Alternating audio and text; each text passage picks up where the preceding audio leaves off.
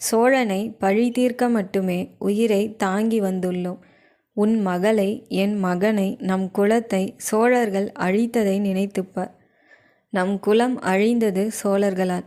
அதற்கு பகை முடிக்கவே நாம் சேரர்களுக்கு உதவுகிறோம். ஆனால் பூர்வகுடிகளுள் ஒருவனான பாரிக்கும் நமக்கும் எந்த பகையும் இல்லையே. அவன் பகைவனுடன் கைகோர்த்து அவனுக்கு எதிராகவே ஆயுதம் உயர்த்துவது முறையா? நமக்கும் விராட நாட்டு மன்னனுக்குமே எந்த பகையும் இல்லை. அவனுக்கு எதிராக நாம் போரிடத்தானே செய்தோம்.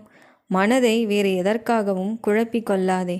அழிந்த நம் குலத்தை நினைத்து வெறிக்கொண்டு போரிடு. இன்று அறத்தை காக்கும் ஒரே இடம் பரம்பு. காப்பவன் பாரி. எல்லைகளை பெருக்க போரிடும் சேரனுக்கு நாம் துணை போக போகிறோமா? மாற்றி மாற்றி நிலைப்பாடுகளை எடுக்க நாம் சேரன் கிடையாது. நமது நிலையை முடிவு செய்யும் தருணம் இது. அறமா வெஞ்சினமா? கடம்பனுக்கு என்னை கொன்றவனை விடப்போகிறாயா என கேட்பது போல் சித்திரையின் வெறித்த கண்கள் நினைவுக்கு வந்தது. ஒரு கணம் நெஞ்சின் ஆழத்திலிருந்து நெருப்பு சடசடுத்து எழுந்தது. அடுத்த கணம் நெருப்பை அணைக்கும் பனியாக பாரியின் முகம் மனதில் தோன்றியது. பாரியின் அன்பையும் கருணையையும் பார்க்காததால் இவர்கள் இப்படி பேசுகிறார்கள் என்று கடம்பன் நினைத்தான். தேவகுடியின் அழிவுக்கு காரணமான சோழனை கொன்றொழிக்க பாரியுடன் போரிட்டுதான் ஆக வேண்டும் என்பதை பலவிதமாக அதியன் எடுத்து கூற அவனுக்குள் எரிந்து கொண்டிருந்த பழிவாங்கும் வெறியை கடம்பனால் உணர முடிந்தது. உன்னதமான தேவகுடியை இப்போது செலுத்துவது வெஞ்சினமே என்பதை நினைக்க மனம் ரணமாகியது.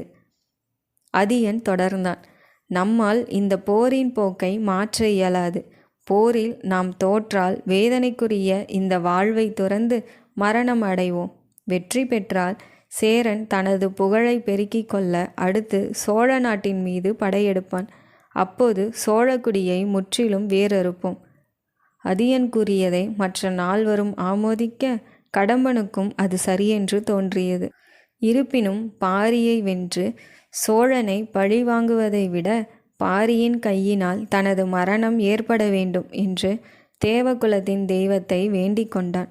இனி பாரியை பற்றியோ எது சரி எது தவறு என்பதை பற்றியோ எந்த நினைவுகளும் எழக்கூடாது. குடியை பற்றிய நினைவுகள் மட்டுமே இருக்க வேண்டுமென சிரமப்பட்டு பாரியின் நினைவுகளை விளக்கினான். நீரினுள் அமிழ்ந்து சூரியனை காண்பதைப் போல மனம் சற்று அமைதி அடைந்தது.